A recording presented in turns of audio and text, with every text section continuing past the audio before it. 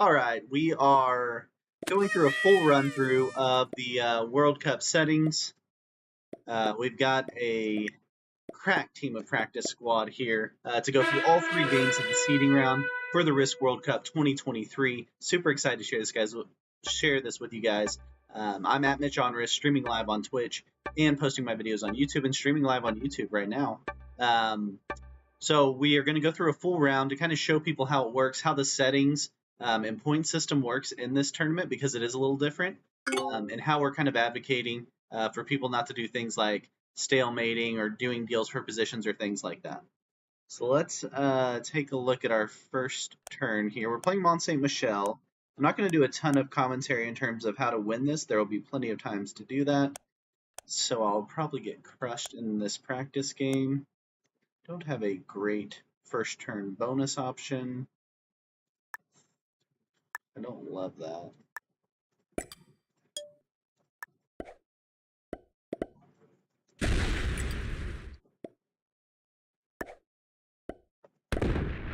Take a crazy 5-on-2 roll here. Try something like that. I was told that I was late. That's what that was. Okay, so yeah, thanks Tombstone for the heads up. I messed up not only the settings but the YouTube stream, so that's all worked out that we got to restart it all. So what we are doing is we're playing a totally different point system. The way this point system works for this tournament is the only placement points you can get are for winning a game. So if you win the game, you get 10 placement points.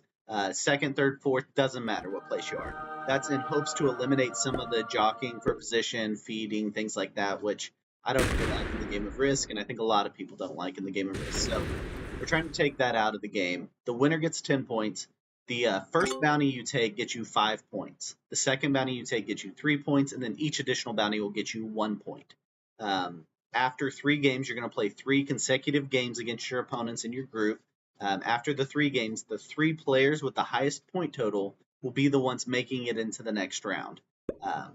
So we're hoping to eliminate a lot of stuff in this tournament that is not the good stuff, and we're stealing a bunch of the stuff that we think is the good stuff from other tournaments. For instance, it's perfect. I can turn down game sounds for sure. It's my first time streaming on YouTube, so getting some awesome feedback from old Obi and Tombstone here. Yeah, you guys can see my card, so you guys should not be losing too much, actually. That would be super embarrassing for your Risk street cred, right?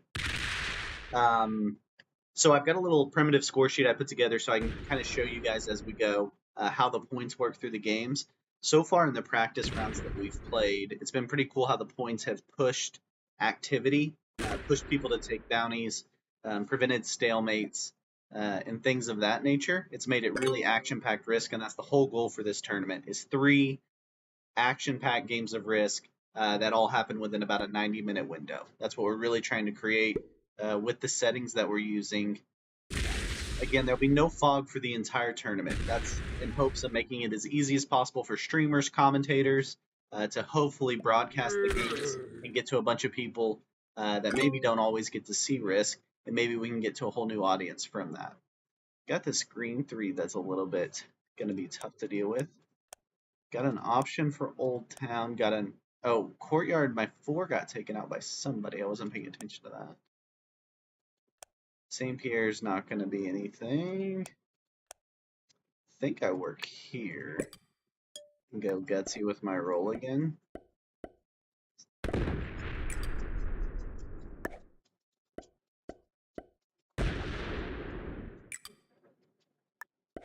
We'll be a little bit greedy, see how it reacts to this.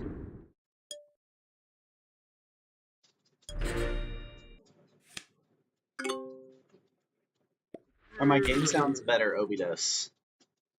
I'm asking you to try to distract.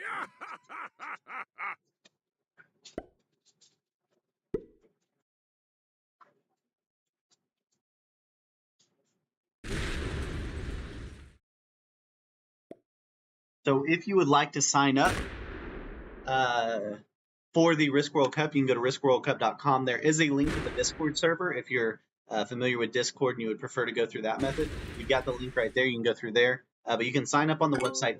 The settings for the seeding round are already posted. So this is game 1 of the seeding round, and it's a 3-game series. All 3 games settings are currently on the website. On the streaming tab, you can go check it out. You can look at the full schedule for the event, and you can sign up for the event. And you can also see who has signed up for your country and overall who has signed up, so you can get an idea of what the national qualifiers are going to look like. So the first kind of mini tournament within the tournament is the national qualifiers. Each country will have a tournament to determine its 3-player national team. In some cases, we will have a couple additional national teams potentially to help fill in the final bracket for the countries that have the most signups. So,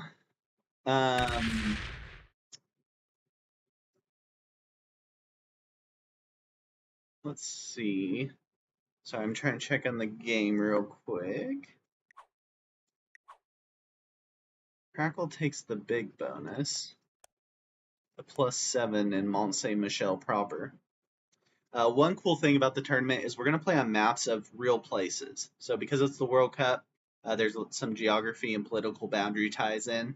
I think it's fun if we keep all the maps actual places, including Mont Saint Michel, which is an actual place. If you thought it was just made up for a Risk map, it's not. It's actually a really cool castle built up on a hill with a really big like kind of beach area, and that's kind of what this represents here with these connected territories. So we will be focusing on real maps, as you will see in the next 2 games as we play through here. White's got the big one. White's got a +5 and a +7 now. Okay.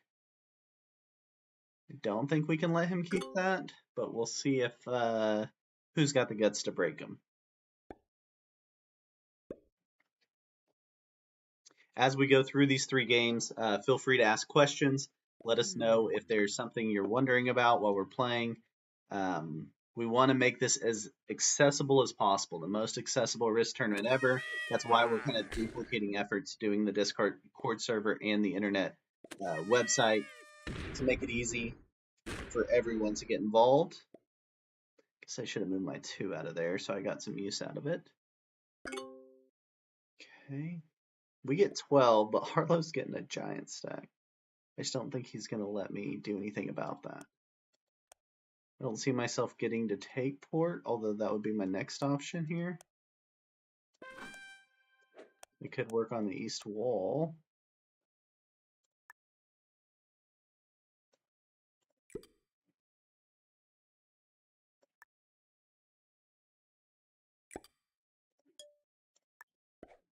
We're going to do a little passive play here and see if someone else will make the move to break Harlow, because I don't want to be the one to do it with his access to me that he has.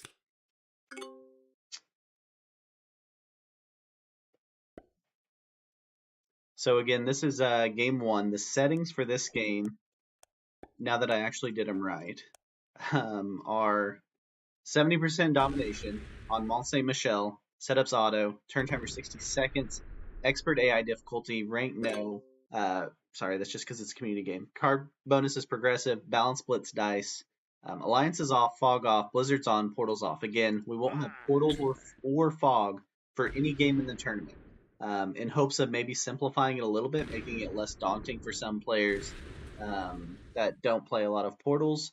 And fog can be a little tough for newer players also, in addition to fog kind of ruining the streaming part of Risk.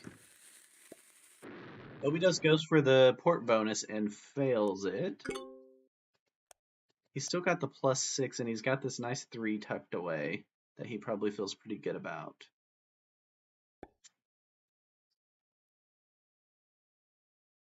Okay.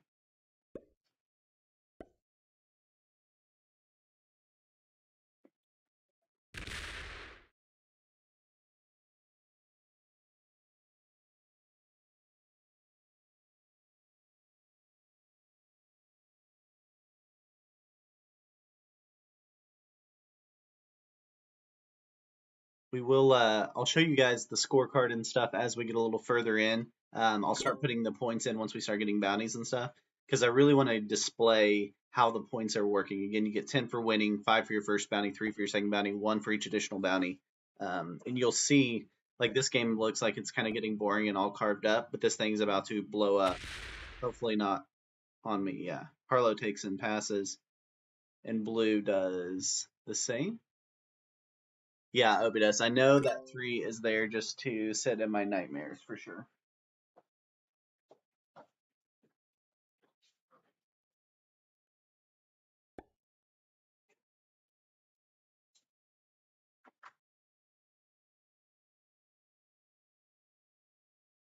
So one of the big goals of the tournament is to not have a bunch of take a card and pass games that incentivize who can wait the longest to go to the bathroom or have the best internet connection.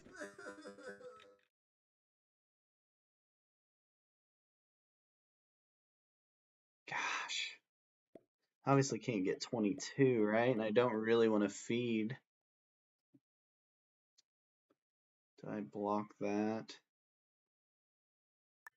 I think this is the safest option.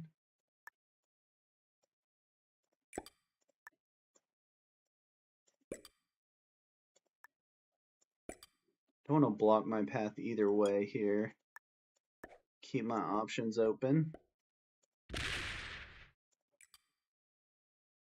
Although I do block it a little bit. Let's do a split here.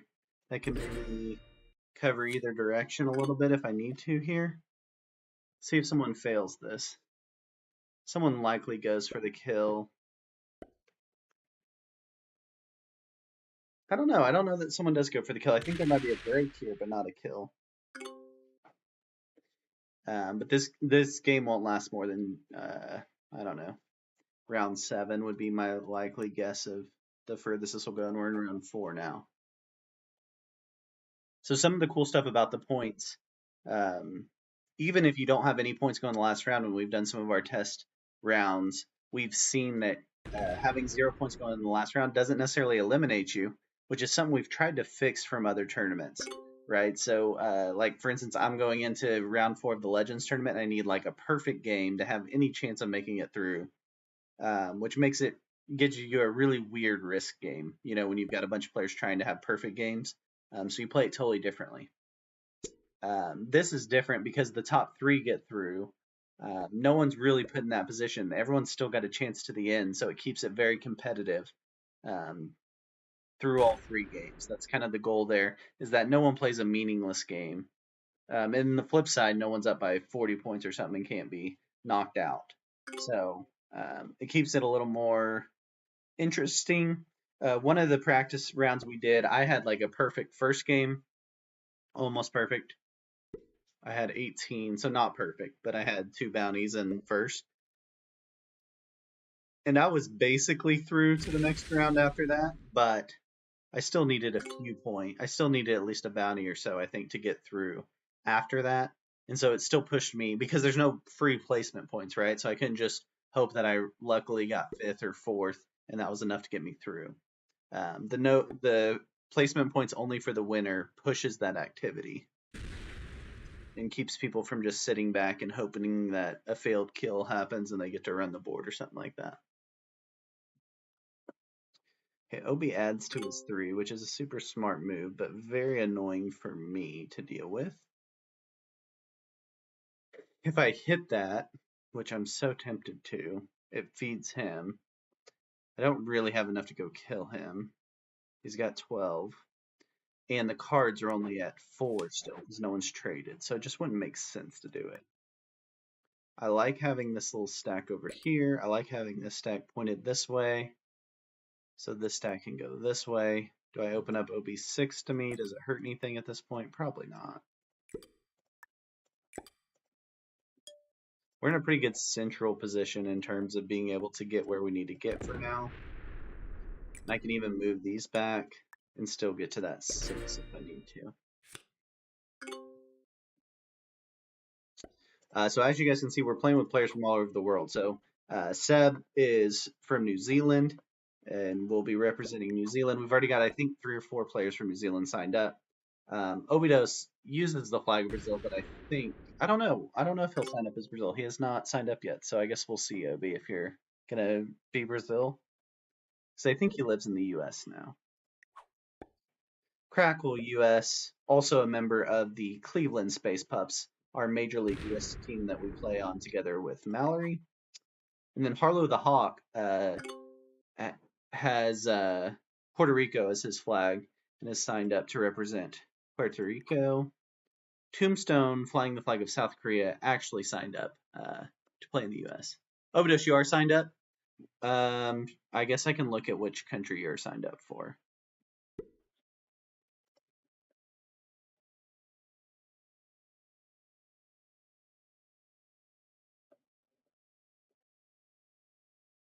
What country did you sign up as?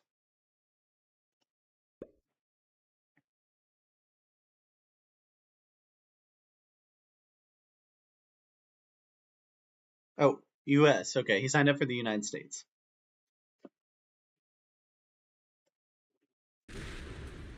So the U.S. National qualifier will be one of the longer qualifiers, most likely, with the most signups. And if we need additional teams to fill in that World Cup finals, we may have multiple U.S. teams. England looks like it's going to have a lot of signups. Canada looks like it's going to have a lot of signups. So those may have additional teams to help fill out the final World Cup bracket. But the top 3 players from every country will be guaranteed a spot in the World Cup finals. We're trying to spread the game into as many places we can. So Seb streams really late at night here to a totally different time zone. So he's going to help promote the tournament there. So if you know anybody, that would be great to join. Or if you're in a country where you think maybe you're one of the few people that play Risk there, sign up and give that confidence to other people that, oh, there's someone else playing in my country. Or even reach out to them, help recruit them. If you see them in the online community, please, we want to, the whole goal of this tournament is to help spread the game of Risk, right? So if we can spread to a bunch of these pockets that maybe have never really had the opportunity, people that get to sign up in a country that only has 3 players, those 3 players will be representing your country in the World Cup finals, which is really cool. And hopefully gives a little different flair to the tournament from what we're used to seeing in most of these other tournaments.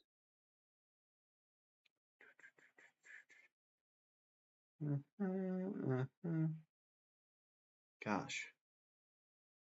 Still kind of tricky. I think I go, oh, is it worth it? I only get 6. I don't think it's worth it. Oh, he's definitely yelling that it's not worth it right now.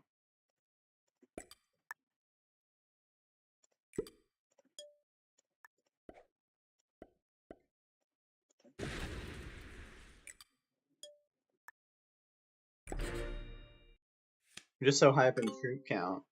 Yeah, so maybe USA will be Team Jackbox, or maybe USA 2 or something could be Team Jackbox or something to fill in a nickname, or the USA Jackboxes. That could be a funny name.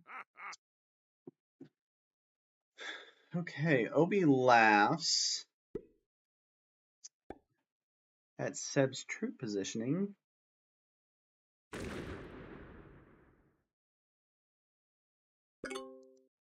So remember, there's not a lot of benefit in this game for holding out for second place, right? So I was very tempted to go get the bounty on that last turn, even though I would have only gotten a 6 trade for cards. But I would have gotten 5 bounty points, which is half of a win.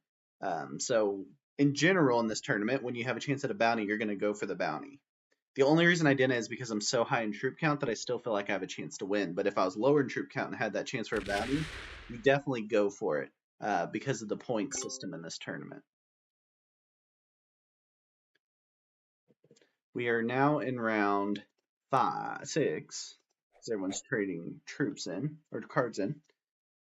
So I would guess by round 8, this is pretty much finished up, if not completely over. And we're only about 19 minutes, it looks like, into this game.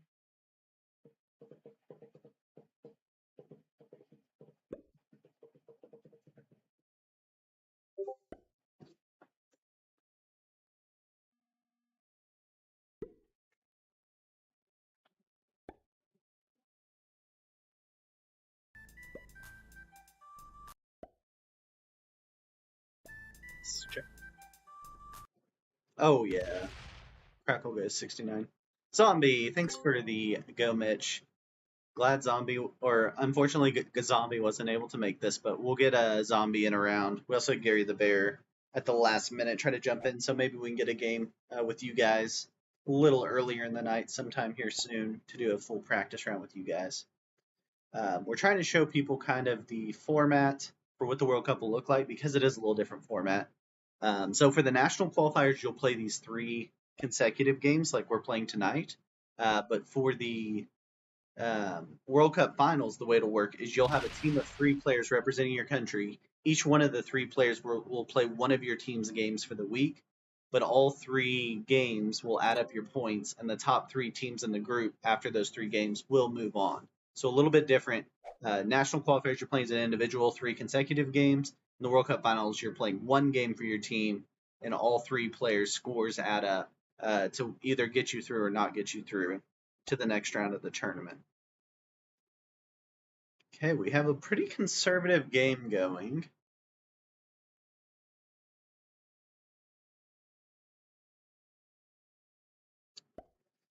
Harlow's in the troop lead with 103.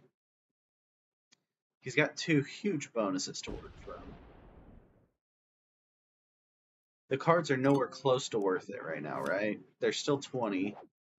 But I think at some point you just... I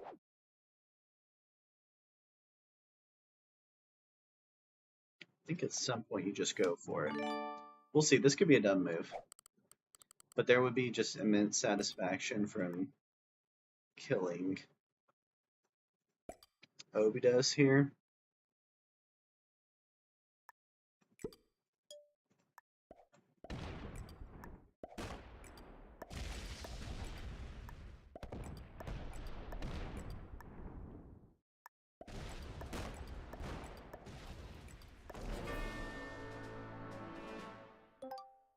So we get 5 points for the bounty. So again, because of this tournament format, I'm not in a position where I can go win the game. I'm hoping not to get killed on my next turn is really what I'm hoping for.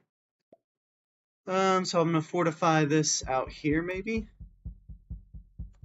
So the reason that it felt so good to kill Obidos is we've played Legends practice the last 2 days, and I think we've played 5 games, and he has killed me in 4 of them and failed to kill, which caused me to get killed on the next turn in the other one. So he has definitely been targeting me relentlessly, I would say. So it felt really nice just to kill him one time. Although I think it gives me very limited chance to win this game. Because the troop trade-in wasn't great. Like, I went from, I don't know, 80 troops down to 60 troops. I think I have enough to stay alive for now, and hopefully I have a trade on 4. Considering just blindly not showing my cards here and seeing if I have the trade on 4 or not at the same time as you guys who are watching the stream. If I have the trade on 4, I can stay alive longer. I don't have a really good kill line on anybody else. But again, I've got my 5 points locked up, right? So if you can average 5 points a game, you got a really good shot of getting through. So that's, again, why we're pushing that kind of format to hopefully create a really fun, action-packed style of Risk.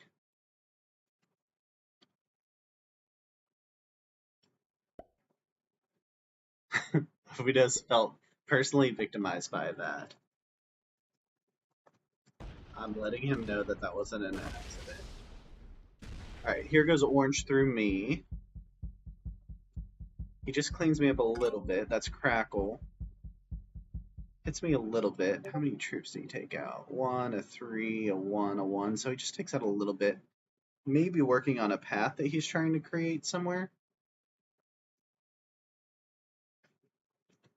If I have any kill lines, it's on Tombstone, but he's got a lot more troops than I... Well, yeah, he's got more troops than I do. Not a lot more troops than I do. We'll see if he has trade on 3.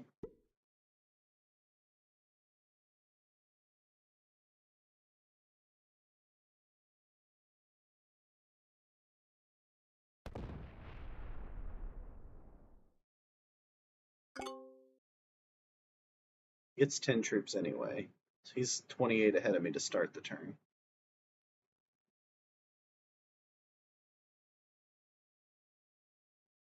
Doesn't look like he has cards on 3.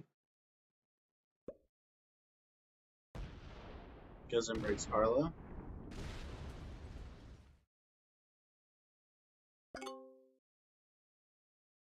We have a trade. Did you guys like how I just kept that secret because I had no idea if I did either?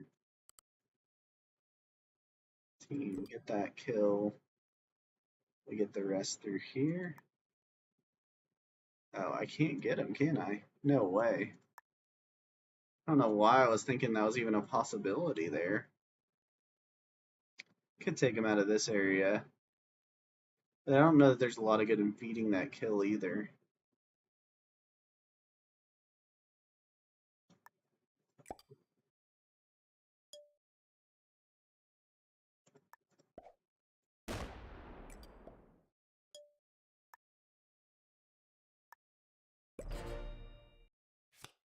Yeah, I don't know why I thought I had the troops there. I wasn't discounting one of his stacks, I think. I was thinking he only had the 29 or the 34, not both ends of that, so I had no chance to kill him.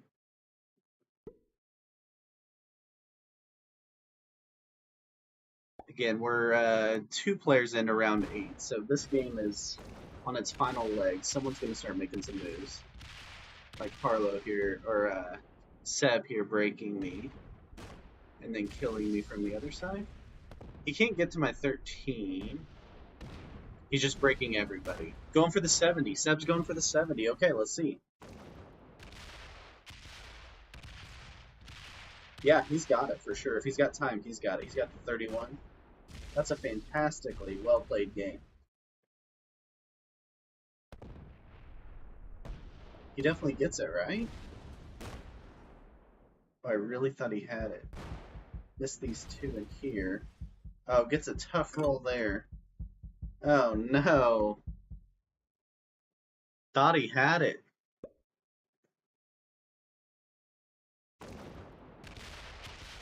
So it depends who has cards first on Harlow or Tombstone. I think either one of them runs it with cards. Now that it's so open. Crackle's going to take as much as he can here.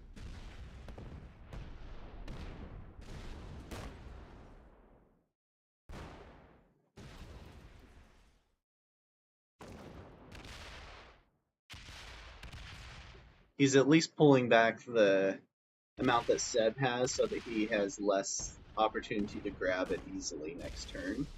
He's also grabbing a few bonuses kind of sneakily through here, hoping that we don't notice that he's taking all these bonuses while he goes.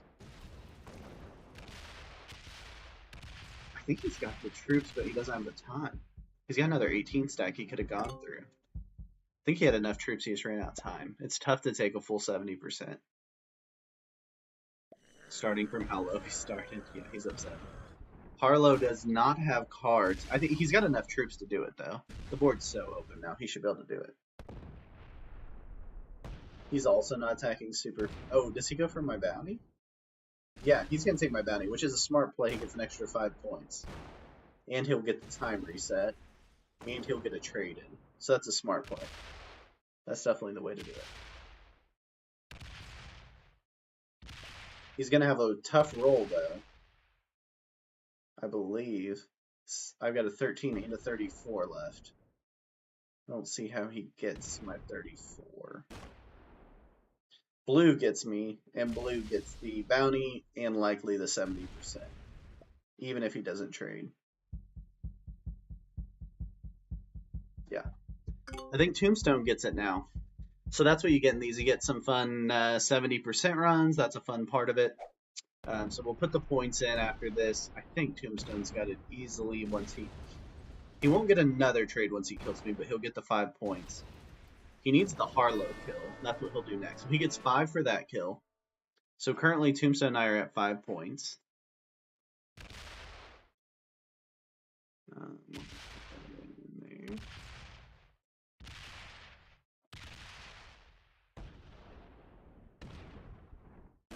He does.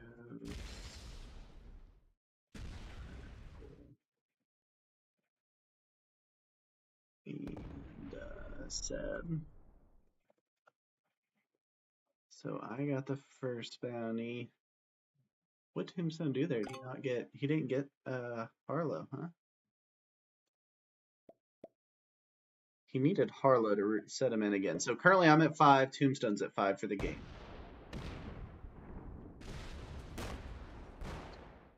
Harlow's got 5 cards, so he'll get the trade.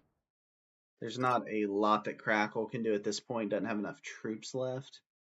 Except he can limit Harlow's chances, potentially. He can take a lot of the board to make Harlow have to go through more of it. Okay, I was wondering what happened to him. Sounds like I thought you had it clear. So did you mess up your pathing on killing Harlow? Was that what you were doing?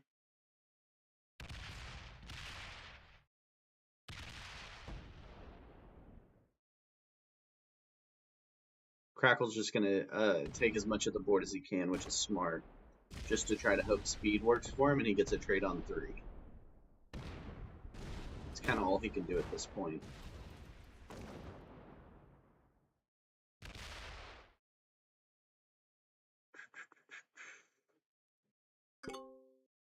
Harlow's only got 18% of the board, so he's got to pick up 52%. So he probably needs a kill in there, which I think would be Seb.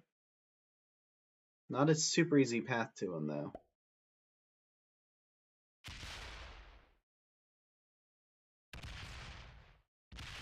He's got to get around to this 4 and all the way over to this 7. I don't know if he gets there. Oh, Seb rolled the wrong territory. Yeah. I thought you had it. I thought Seb had it. Okay, Harlow is going to get the kill. Boom, that's 5 points for Harlow.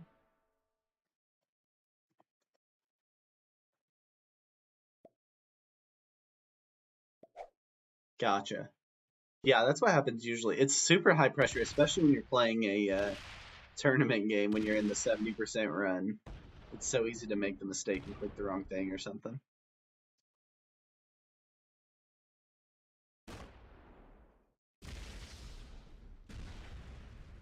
I think Harlow has it, but he might be playing on his phone or something. He's blocked his troops in now. Can he get there? He runs out of time also.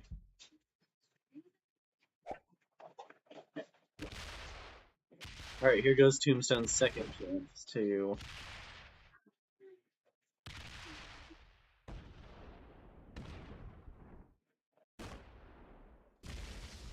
So wrapping the kill in the 70 is usually the way to go when you're playing on a big map like this, because you get that reset of time, especially when you're playing in a tournament where you get 5 points for a bounty.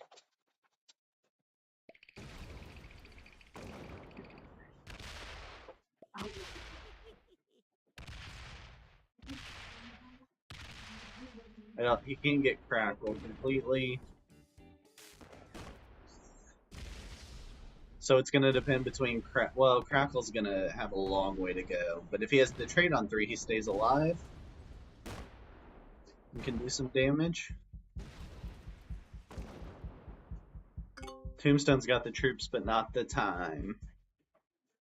When you start from like 10%, you almost have to take a bounty to get your 70% run.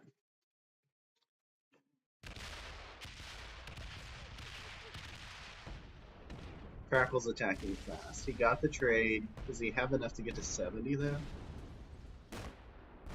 He's got to pad it perfectly if he's going to do this. And hit only 1s. Okay. He hits a 7, but it gets him through to a lot more 1s. Yeah, he could roll that 3-on-3 in a last-ditch effort at some point. He's padding very nicely. Don't know about the... Yeah, okay, he splits it there. That's fine. Should have enough with the 12 coming back. And your winner is Crackle with 10 points. So there you go. Round 1 finishes with Crackle getting the 10. I got 5, Harlow got 5, Tombstone got 5. So Crackle's 10, I'm 5, Harlow's 5, Tombstone's 5. I'll show you guys this real quick little scoreboard that I built just to help you keep up with it. So here's your score after round 1. We've got me at 5, Harlow at 5, Tombstone at 5, and Crackle at 10. Okay, let's set up game 2. Again, these will be played simultaneously. So we're playing Iceland 70. Again, that game took 34 minutes is what I have. So all these games are going to be about 30 minutes. The second game will always be the most likely long game because it will be a 70% fixed. So the way the tournament will always go for every round is a 70% fixed, a 70% progressive, a 70% fixed. I'm having trouble finding Iceland. Keep skipping it, I think. Northern Conquest, Iceland. Got it. Okay. So it always goes 70% progressive, 70% fixed, world non-progressive for every round. So we're off, auto fixed, expert 60, off, automated balance blitz. Go ahead and create the game. Hopefully we can get everybody in here.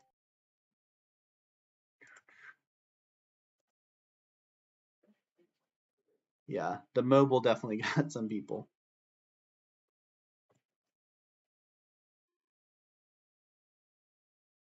See if we can get everybody back in here. So hopefully you guys see how that game's kind of a fast-moving. We got who we missing? Who we missing?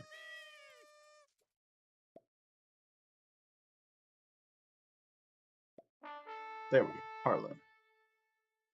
We got him. All right, here we go. Game 2.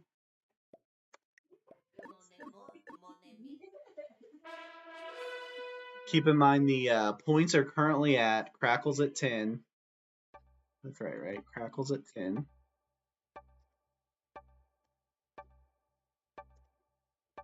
Crackle 10, Harlow, Tombstone, and I all have 5. Hopefully everyone readied up. So the points kind of change some of the effect of what's going to happen here. So we all kind of evened out in points. So the game's completely wide open in this game versus someone having a big win. They might get targeted a little bit in game 2. So let's see what happens here. We're playing Iceland. We're playing fixed 70. So this is a super tiny map. You can see the bonuses here are +2, a +5, a +4, and a +3. There's only 4 bonuses. They're almost impossible to take on this map. We're playing 70% Iceland. Setups auto, 60-second turn timer, expert AI. Card bonus is fixed, balance blitz dice. Alliance is off, fog off, blizzard's off, portal's off.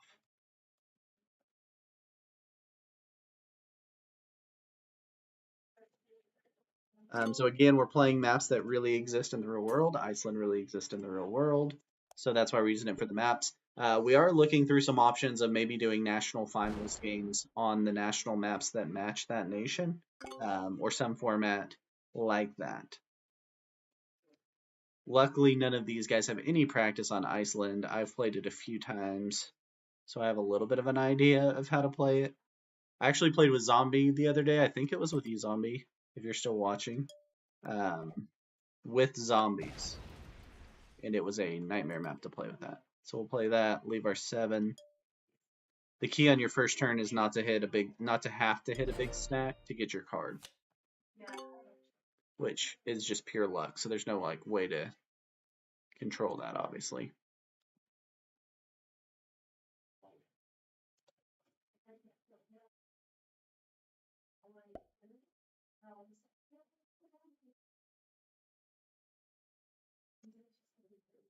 And see, green has to hit a 4 stack to get his card. Obi's got to hit the 4 stack. That's the tricky part of this map. And you remember you're playing fixed, so cards aren't necessarily worth everything in this map, except you're not really going to have bonuses. Yeah, so the hope is, Lucy, that we have the finals of New Zealand and Australia's national finals game would be played on that map. One of their 3 games would be played on that map. To kind of put the cool part of this tournament is we're relating it back to national connections. So to connect it back that way would be cool, we think.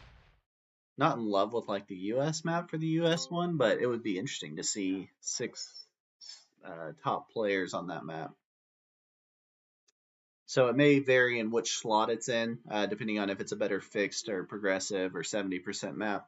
But we're going to try to incorporate them into each national finals for the countries that have maps. For the ones that don't, maybe SMG will just build them real quick for us. That'd be great.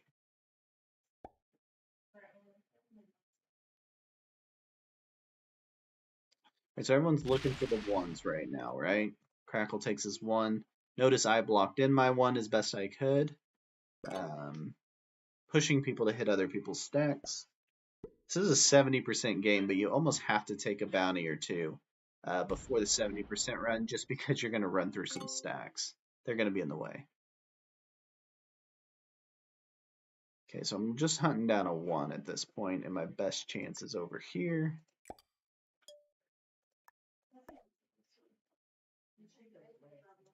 So we're going to take it. I want to make sure I leave these guys a card without them to hit my 5.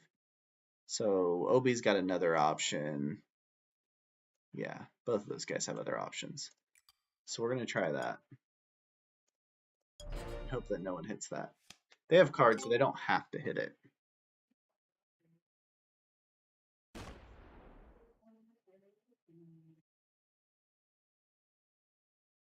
We'll see if we accidentally card block ourselves by doing that. Hopefully we don't.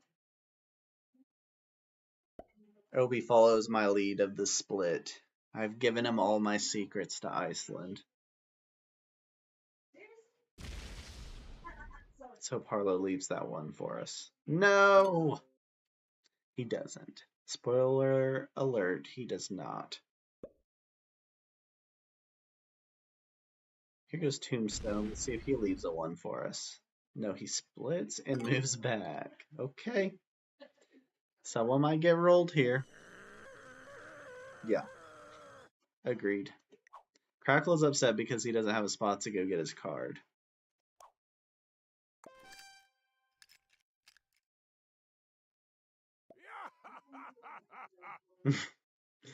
Yeah, that's why this map is wild. Will be really fun to see top players playing tournament games on this map because it's so small. It creates a totally different strategy level. Like there, Crackle skips, which I think is the right move there, versus hitting like a 5 stack. And we're not in VC, right? So you can't just tell someone to move over and give me a card. It's the old style diplomacy where they're card trading here without me involved, which is obviously going to cause me problems. So it's my fault I did the first split. I thought I was being creative, and I ended up messing everything up.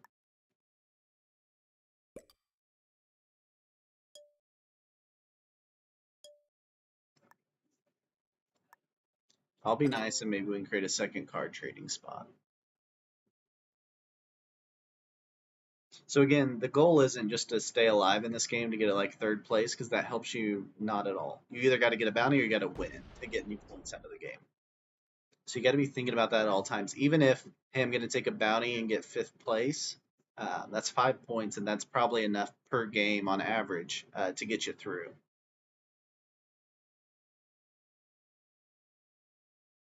If you're playing for 2nd place and no bounties, then you're going to struggle in this tournament.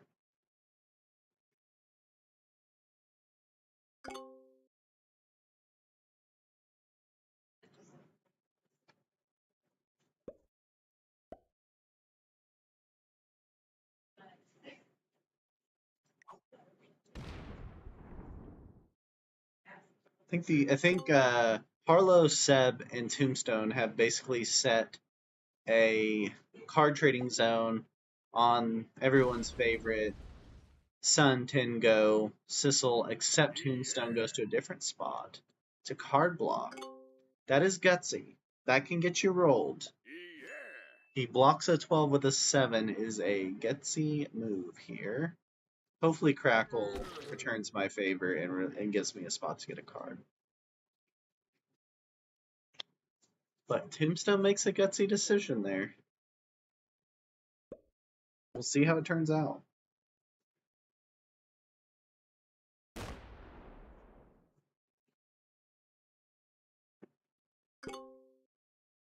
Okay, Crackle does not give me a card, which is also a gutsy decision, right? He's going to leave his 8 to block me there. Seb takes the early trade on cards. Interesting strategy.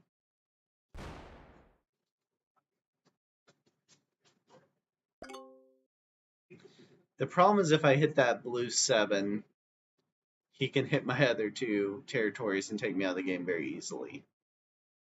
So it's probably not the move to make. I could threaten him a little bit. Yeah, he has really good kill lines on me at this point. I don't have cards. They're fully card blocking me.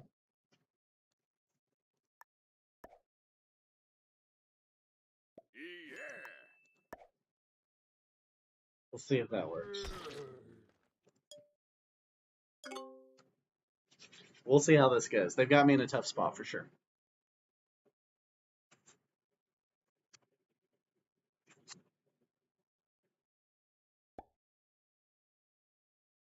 That's kind of the fun part of this map. I know some people are going to yell at me for having this map in this spot in the tournament, but I think for newer players, it's really easy to get your head around, right? There's not that many territories, there's not that many bonuses, there's not that many paths to figure out, so I think it's really good for that. And mobile players, like moving around this map's not going to take you that long. There's only so many territories you have to deal with. So I think it's fun early in the tournament to have a map like this that gives people a chance, even if they're used to the classic map, that's all they know, you can figure out this map really fast. Now the levels of strategy you could go into, and here's the bounty, and this is a smart move by Harlow. He only gets the 2 cards, but he gets the 5 points for the bounty, which is smart, right? The problem is I didn't have any cards to give him.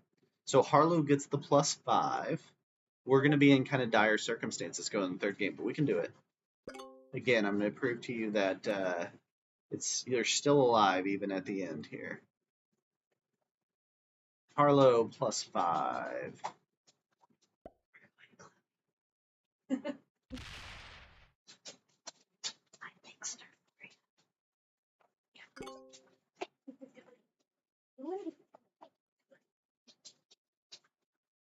so Harlow's at 18. Does someone go get his bounty?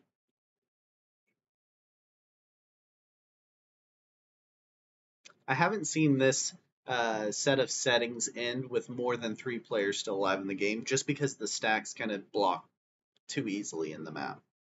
There are some exterior routes that help you, but it's still very easy to block a path. For instance, where this red 8 is, the one on the right for Crackle, he's got a position that blocks half the map off because he's got an exterior, yeah, where he's adding right now. He's blocking an exterior route and an interior route through. So Crackle goes to fortify more in one location.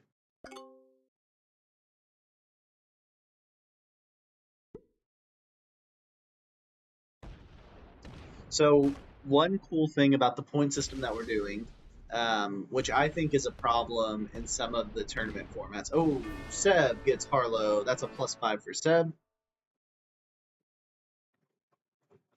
+5 for Seb. So one of the cool things, which I think is a problem in current tournaments in some formats, is the points are equally calculated across the entire tournament. So you could have a group of people that play very aggressively, where a lot of points are made, or like in my last Legends game, where one player makes the 70% run without a single bounty going, and we get punished relative to the tournament. So all of the points are encapsulated within this small group of 6 here.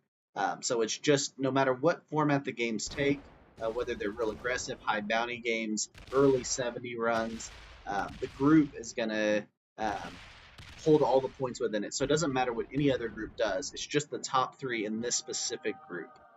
So that's kind of the concept behind it. Seb says he got lucky by not getting killed there. Obi fails the run, but is at 5 cards. So Tombstone takes out Obi.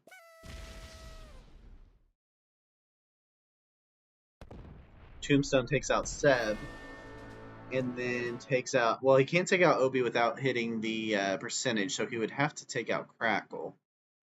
But does he have enough troops to take out Crackle? it's a +5 for Tombstone for his first bounty in the game. You guys can see how the bounties get spread out in these games, which is cool. Because it pushes that action, you get the spread out bounties, you get spread out scores. Yeah, so he doesn't have the troops to take out Crackle. So he gets the 70, that's a 10 for the win, and a 5 for his first bounty. So let's flip over to the scoreboard real quick to show you guys live what the scores are at before we go into the next round. There we go. So here's your live scores. The green column at the very end is our current total scores. So I'm at 5, Harlow's at 10, Tombstone's at 20, Obi is still at 0, but he still has a chance to get through, right? Because third place is only 10 points right now, which is easy. He could get that from winning or from 4 bounties, I guess, and not winning. So he's got a chance still. That's the cool part of this format. Crackle's at 10, Seb's at 5. So Tombstone is basically through, I would say.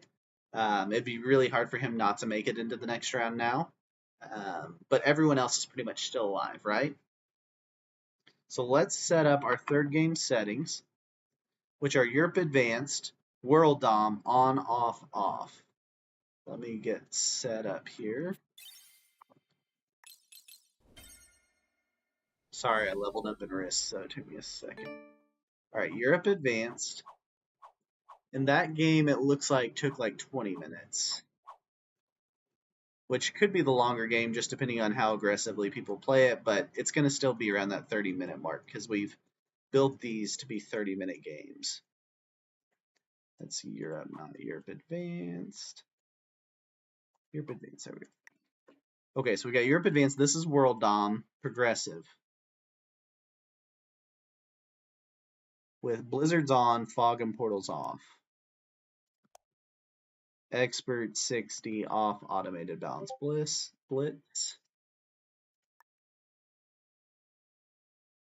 All right, so we're in game 3. This is your last chance to make it through for everybody. Hopefully everyone knows their points. I'm going to throw it into the chat also in case they didn't see it watching here. Tombstone 20. I forgot the other scores. Harlow and Crackle 10.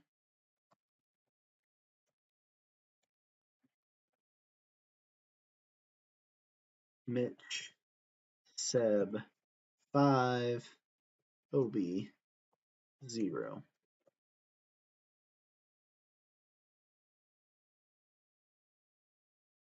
Top 3 move on. Okay, and we're waiting on Harlow.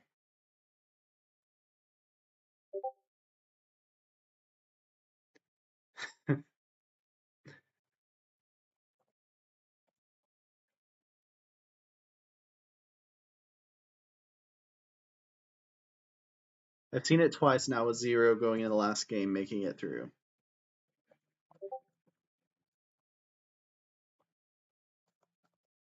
And this is a totally different map. It's a totally different skill set playing Europe Advanced. But we're playing it with settings that are going to speed up the game to make it play on a really fast period.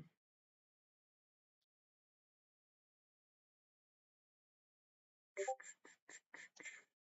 think we're just waiting on Harlow.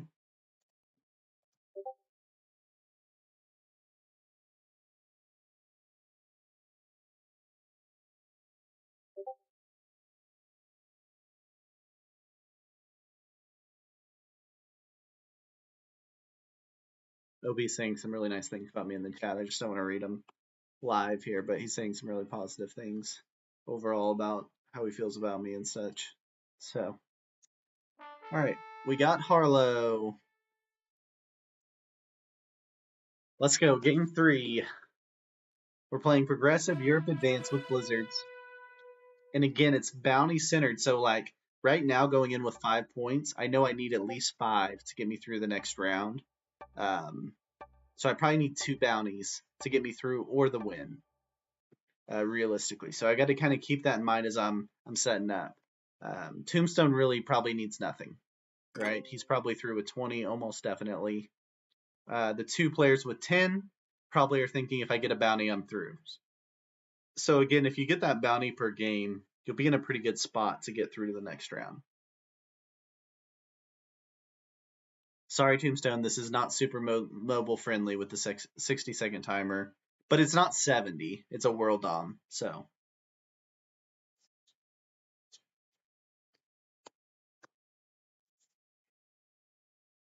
All right, so I'm in last in turn position. Harlow immediately goes for Spain, where I have a 3 that he's not going to let me keep.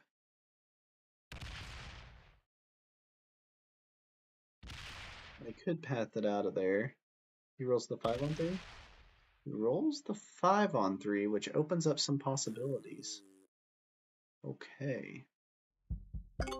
Last in turn order, though, so we'll see what other options we have at that point.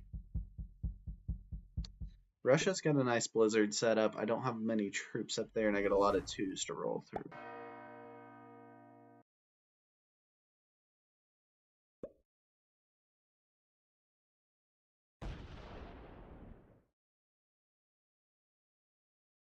And before this game, I'm thinking I need a bounty.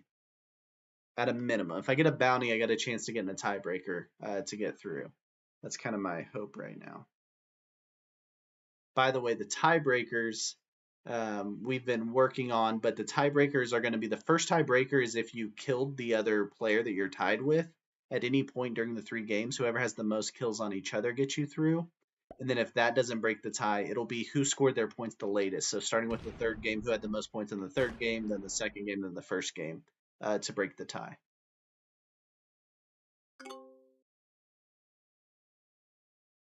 Anybody that ends in a tie for their group to get through to the next round will automatically get put on the waiting list for the next round to have a chance to fill in for a no-show spot. So tying can get you through in a couple of different ways in terms of your group points.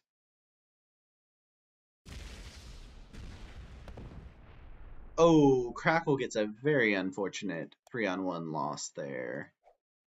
Okay, we got some people rolling into tough situations right here. Interesting how it's laying out the map. This is a good game to be last in turn order because of what's happened so far.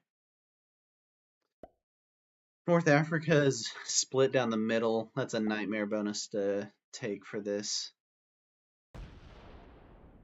West Africa is just a lot of troops to go through.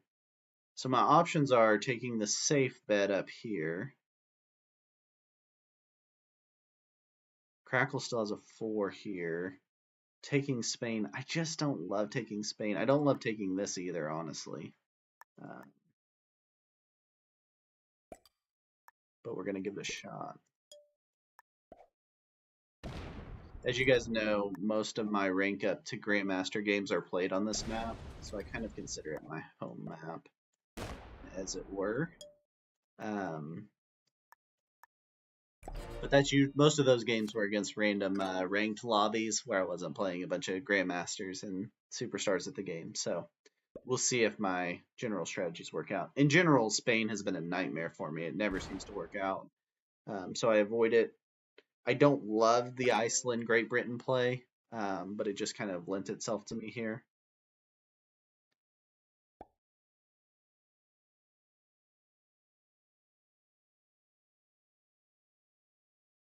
And again, I've got to play a little bit aggressively because I'm going to need the troops to go get a bounty at some point.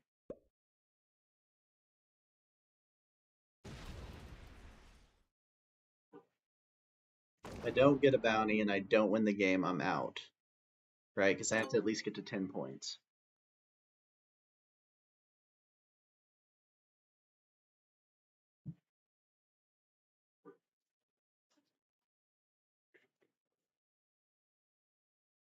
We're still at about an hour just now. We just hit the hour mark for the entire round. So again, we're trying to max out at that 90-minute mark. And I would say, hopefully you guys have felt this way, that it's been pretty action-packed risk. You haven't seen a lot of take a territory, take your card, and pass. Everyone's looking for what they can do on every turn, including hunting down bounties and putting them in position to win, obviously.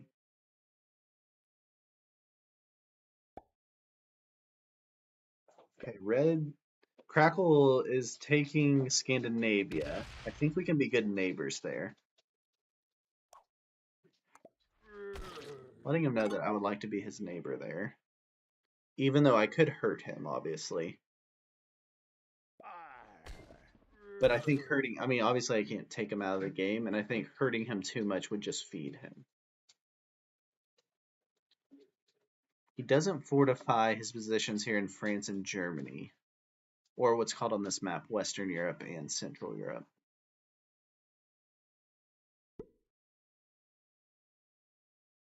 Seb has the Alps.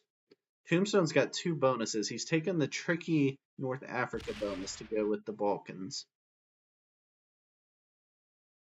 Seb's going to work on Italy next. We get 10.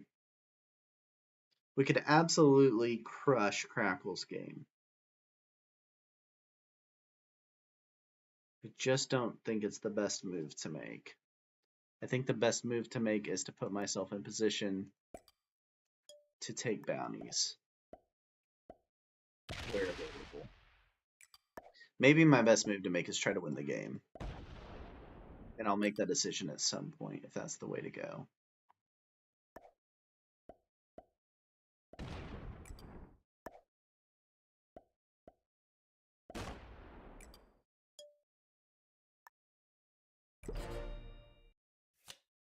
But for now, I want positions in a few places on the board.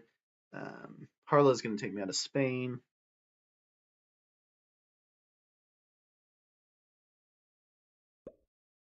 I don't think they're going to be nice enough to give me Russia in addition to my other 2 bonuses.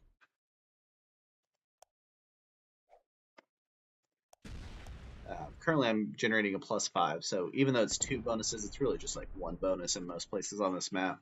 But Russia would be a +7, which would give me a +12. I don't think I'm going to get fortunate enough to get to take all of that.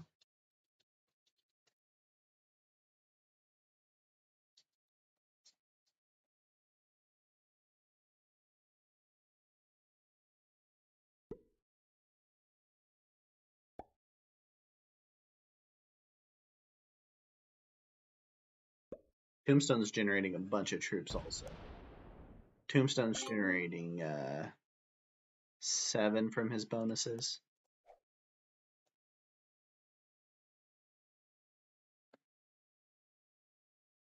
Crackle's life was a little bit on the edge there, but getting through 1 turn holding his bonus will help him a lot in setting himself up for the long game.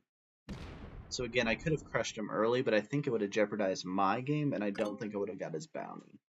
So I think the better way to play is good neighbor. Hopefully he returns the favor here.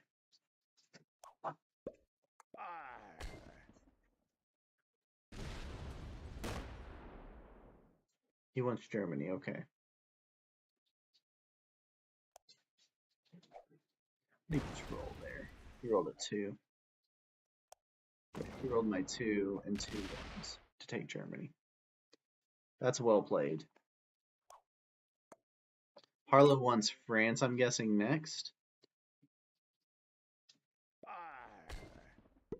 Which is fine.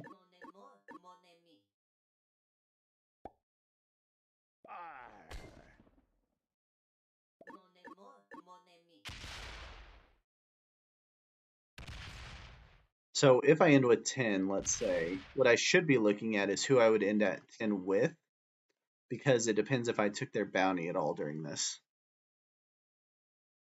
which I have not been tracking through this scoreboard, so that's going to be hard to figure out. So currently at 10 are Harlow and Crackle. So if I was going to take a bounty and go out of the game, that's who I'd want to take out. Let's see how cool these guys are going to be.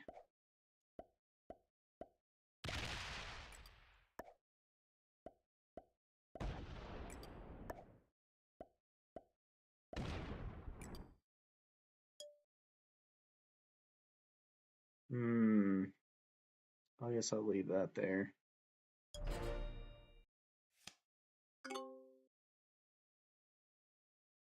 See how everyone decides to handle this situation. The Seb 8 here in the Orient is interesting.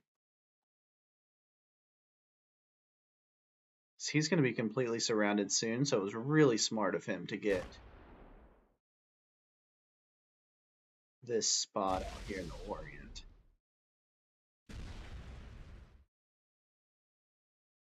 Okay, Harlow's not interested in France. Does Crackle move into France? Again, this is just kind of typically what you would see a bunch of top players playing on Europe Advanced with progressive cards. It's going to get carved up, even though we're playing in progressive. It's going to get carved up to this degree, but it's about to break loose. Similar to what you saw in Mont Saint Michel, where it looked like everyone was just going to be buddy-buddy. Tombstone makes the first move to break Russia. That's the first break on the map.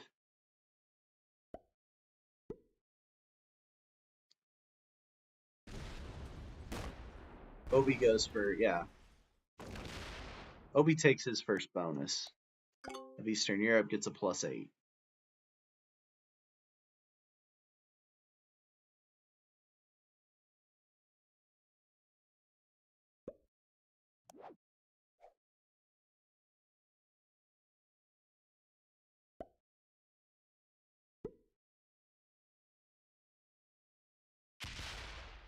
Crackle starts moving into France. Looks like it could be a trading zone. We'll see if everyone's cool with that. Although I don't think a trading zone will be long-lived on this map.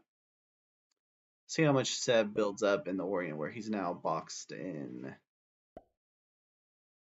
Yeah, he's going to trade in France also.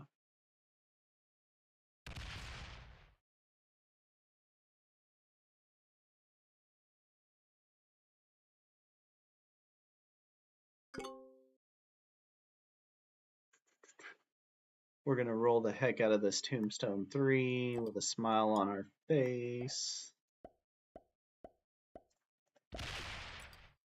And further eliminate him just for good measure there.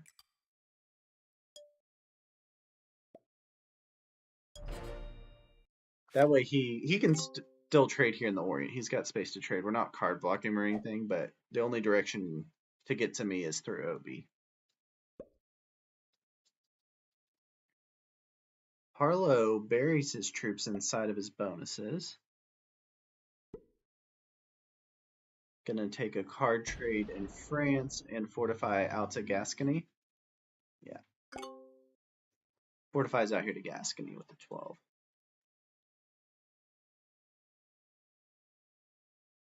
So there's two bonuses that are not claimed. One is France, and one is the Orient. I think they'll both remain card trading zones until this thing gets ugly here soon.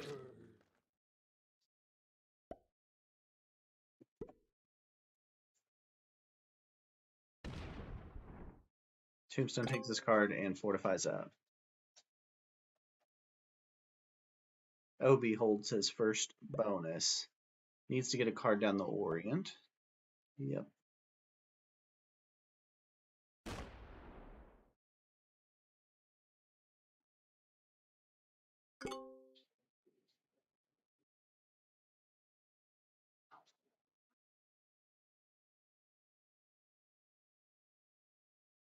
I could potentially trade with Obi there, or I could trade up in France. I'm touching both of the card trading zones, which is nice. It's going to give me some options to work with.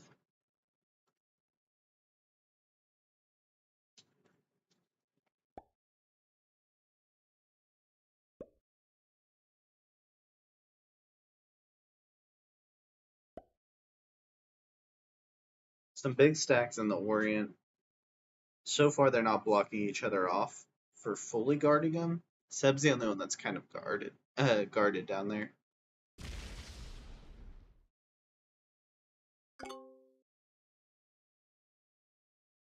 We're expecting to see a bunch of card trading until we get to the first turn in here coming up. Now, Harlow took his cards early, so the trade's 6.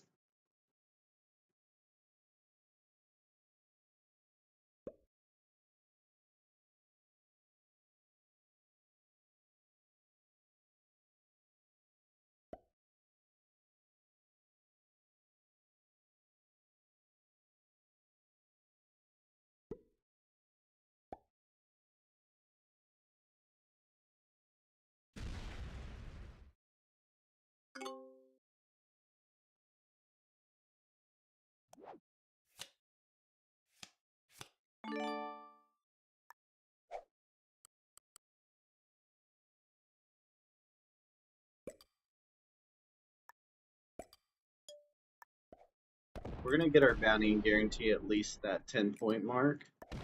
If I can roll nicely here, which I didn't. Obi's probably not happy about this. But I get the 5 cards back. I definitely lose some territories, but I don't, or enough troops, but because I got to hold Russia for that turn, it pretty much sealed Obi's fate. I don't have anyone else to go get, so I think I fortify back to here.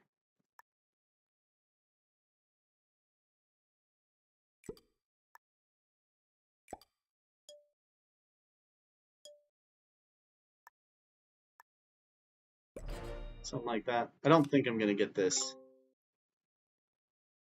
Obi, I'm sorry. That was a, you just couldn't get that first bonus, so you're just behind us, so from the start. So I'm at a +5 now.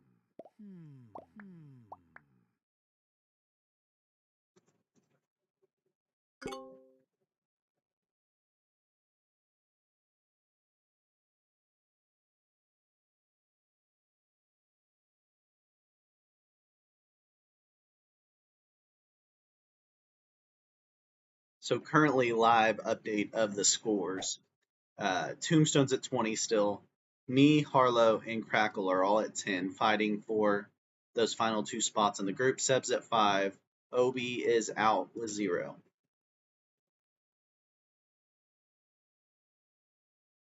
If I can get one more bounty, I'd feel pretty confident I'm going through, especially if that bounty is either Harlow or Crackle, right?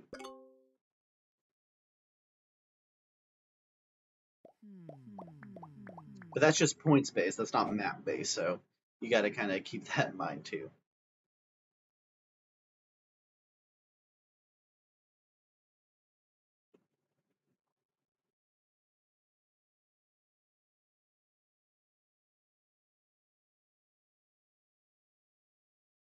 Harlow's really the only one in one position on this map.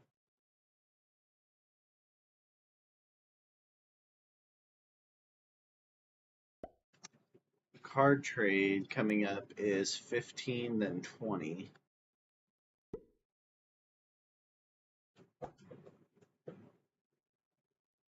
I'm expecting to get broken here. I don't really want Russia broken, but let's see what Crackle decides to do. I'm cool with him breaking that. I didn't expect to keep that. That was just to take out Obi.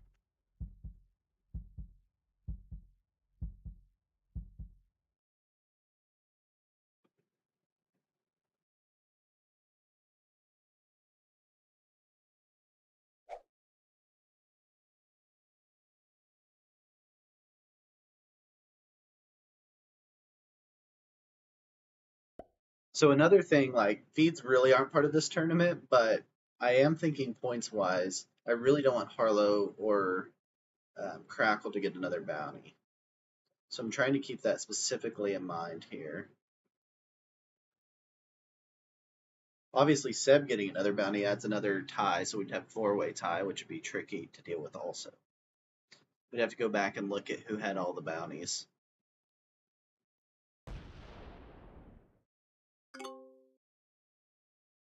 Okay, we get 18. Not enough really to do a ton with it.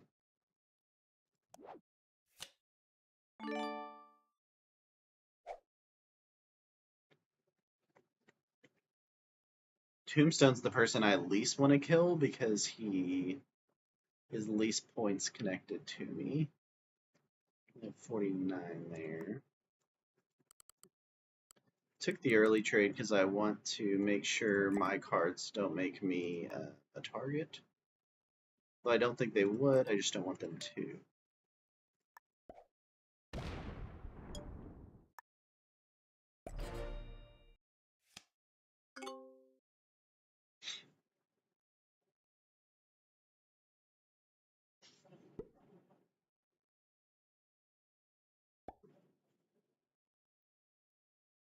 So it's coming down to the wire in terms of scores, which has happened in all of these practice games. It's come down to kind of these final kills on who was getting through, which is exactly the goal of these settings. Is we want it to matter until the very end. Every decision you're making to be very intense. including this one where Tombstone's killing me.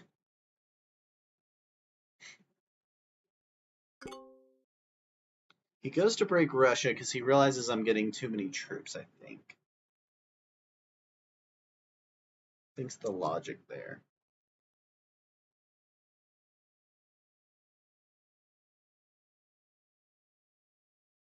And if I have a shot at one more bounty, I go for the bounty no matter what, because that bounty gets me through.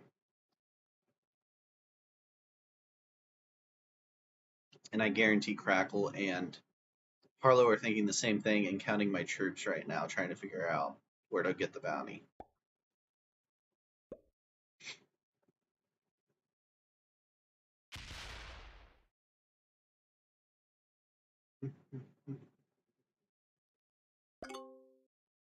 See if Seb has cards on 3.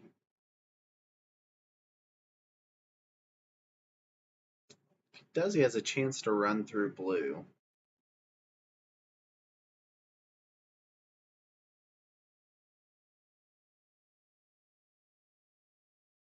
That would get real interesting because then you'd have 4 players left, all tied in points for the tournament.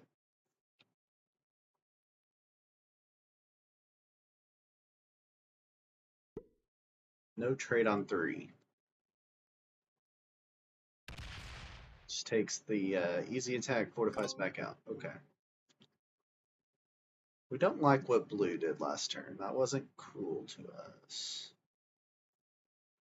But also don't want any of these jokers getting his bounty. He's got 4 cards. I think it's kind of a turnaround's fair play here.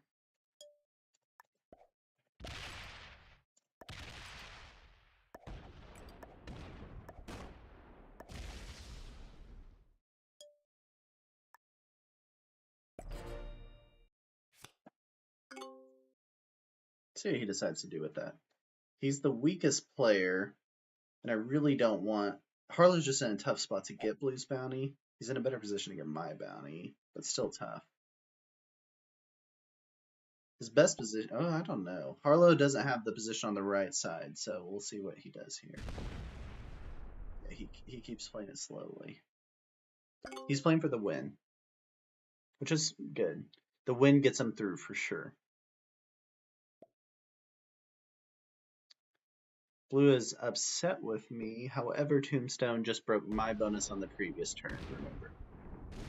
For all of you out there that may have forgotten. He doesn't open up my 19 smartly.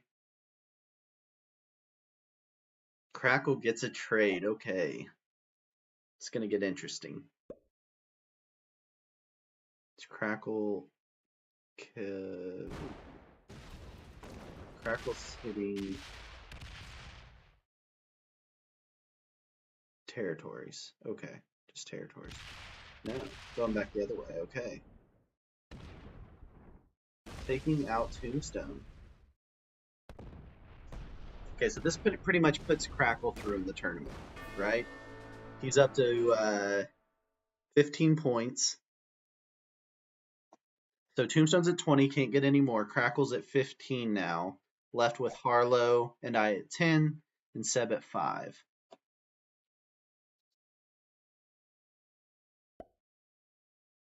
Crackle's at 101 troops.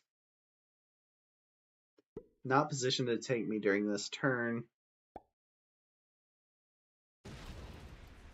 Can certainly feed me a little bit, though. A lot of it. Let's see if Seb's got cards on 4.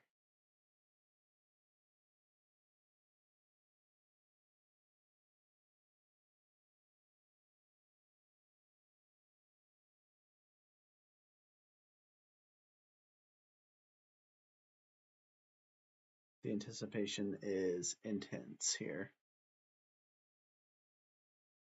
Really hoping I have cards on 3.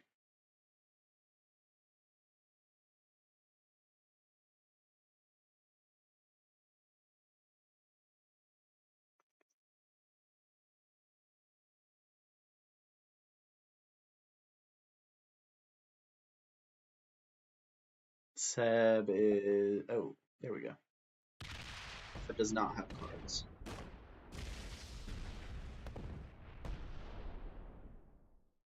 Takes out a lot of Crackle.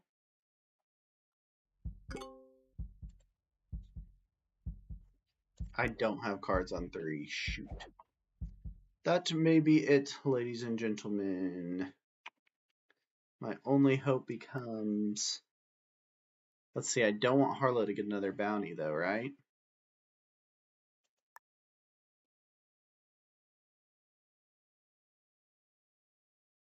Don't want Harlow to get another bounty, and he would take... Well, he's blocked off, though. And he only has 2 cards. He can't get my bounty next turn. I mean, we can't let Crackle keep all of this, right?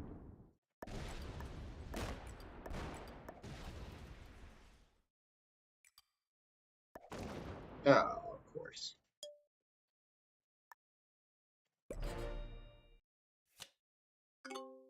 I don't see how Harlow gets my bounty. I may be missing it, but I don't see how he does.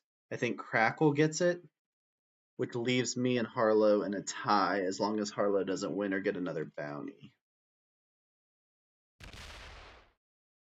Now Harlow could guard me if he moves that 86 out, but he doesn't, so he feeds me to Crackle.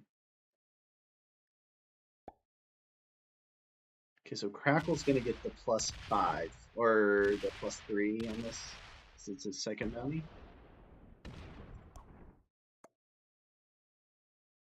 Yeah, Crackle gets 3 on this. He's up to 18. Harlow and I are still tied.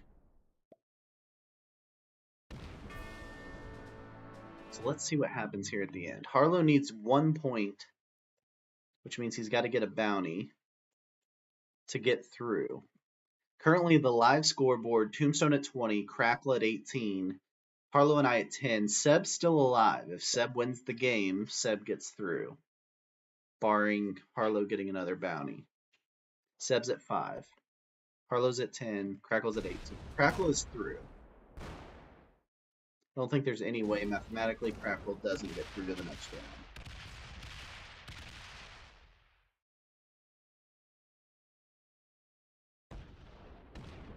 Crackle takes out... No, does not take out Seb. Feeds Seb! Oh no, Crackle! And Crackle knocks me out of the tournament. That's okay. That's just part of it. It's my bad on not doing... So you really got to average at least that 5 points a game is really what you're trying to average. Seb gets the trade. Okay, not over yet. Does Seb hit Harlow?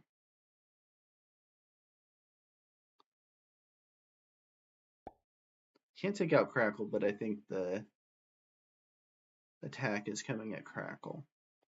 Can't take out either player. More of a retaliation attack here.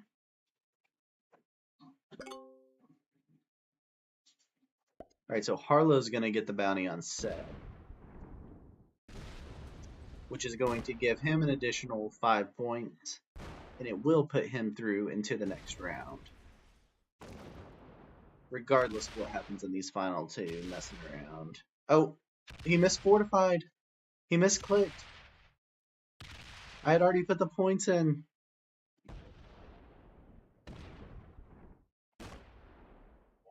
Oh no, he's got a 16, sorry. I got so excited there for a second.